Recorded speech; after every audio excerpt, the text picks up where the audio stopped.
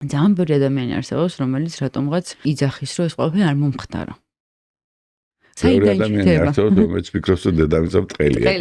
ამ თვარეზე ის, რადგან ის პოლიტიკური ამბავი იყო თავის დროზე და რაღაც ეს ყველაფერი დადგმული იყო, იმიტომ რომ ესვენებიან ასეს, რომ მართლა შევძელით ამის გაკეთება და რაღაც ძალიან ბევრი კონსპირაცია არსებობს. მაშინ რაღაცა ყოფილიყო, რუსებს ყველაზე ნაკლებად დაინტერესებდათ ეგრო, რუსებმა თქვეს, რომ არა, დაჭირდნენ ამერიკელ მთვარეს. ყველაზე მეტად დაინტერესებული იყო რუსეთი, რომ არ დამჯდარიყვნენ და პირველები ესენი იყო.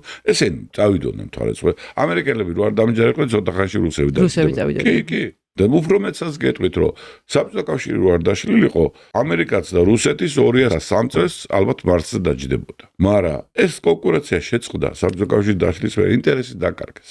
იცი რა არის უცნაური? დათვლილია, რომ დედამიწაზე სამხედრო შეიარაღებაზე რაც იხარჯება ყველა ქვეყნის მიერ 10% რო დადონ, მარსზე კოლონიას ააშენებენ. მაგრამ ადამიანებს ურჩენიათ ერთმანეთი ხოცონ, ვიდრე დაუშვათ, წავიდნენ და იკვლიონ სამყარო.